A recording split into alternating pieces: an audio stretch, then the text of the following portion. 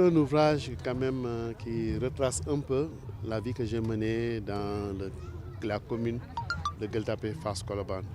Parler un peu de Seydi Djamil, qui est le fils aîné de Serigne Babacar Sy, mais qui n'est pas très connu par le grand public. Les gens ils connaissent souvent Serigne Mansour Sy Borom Daara Ji, Serigne Cheikh Ahmed Tidiane Sy Al Maktoum, Serigne Abdou Aziz Sy Al Amine. C'est lui le frère aîné, qui est l'aîné de Serigne Babacar Sy. Et il a vécu quand même pendant plus de 40 ans à Dakar.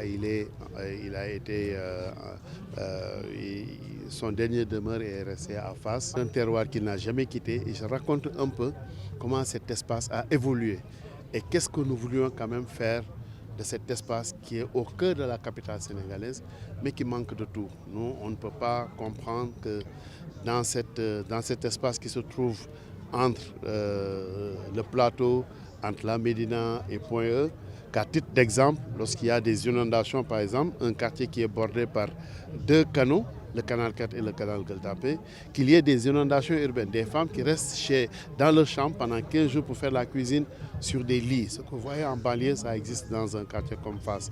Et on se dit que c'est une chose qui est peut-être anormale et qu'il fallait un peu plus comment on peut dire en wolof, taxawu, qu'il faut vraiment que tout soutien, tous les fils de cette commune se liguent pour pouvoir quand même donner à cette commune ses lettres de noblesse.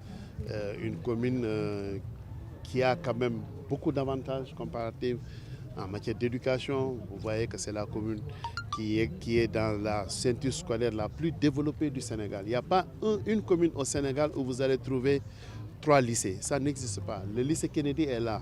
Il fait 6 hectares. Le lycée de la Fosse est là. Le seul lycée technique de Dakar. Il y a le lycée Thierno Birahim Mbacké qui est là. Et à côté, il y a le lycée Blaise Diagne, il y a le Jean de La Fontaine, il y a le lycée Ampateba, lycée Birago Diop, école normale supérieure, le lycée d'application, Thierno Seydou Nourou Tall. Toutes ces infrastructures scolaires, en plus de 13 écoles primaires publiques, en plus de toute l'infrastructure universitaire autour de cette commune, que par exemple, vous voyez un très haut taux de rupture scolaire. Les enfants ne vont pas à l'école dans cette commune. Et ça, c'est dramatique. Quand vous circulez dans les rues à 10h, 11h le matin, il y a énormément de gens qui circulent. Et on se dit, pourquoi il y a ce rupture scolaire alors qu'il y a énormément de choses qui se passent autour, qui devaient faire aujourd'hui de cette commune le quartier latin de notre capitale qui est Dakar. Ça, ce sont des paradoxes que nous avons essayé de lisser sur le plan politique. Le siège du Parti démocrate sénégalais est là, le siège du Parti socialiste est là, à côté. Toutes les manifestations se sont passées ici à la place de l'Obélisque. C'est nous qui humons les gaz lacrymogènes.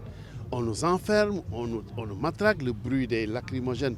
C'est tout un tas de désagréments que nous vivons au quotidien lorsqu'il y a des conquêtes politiques.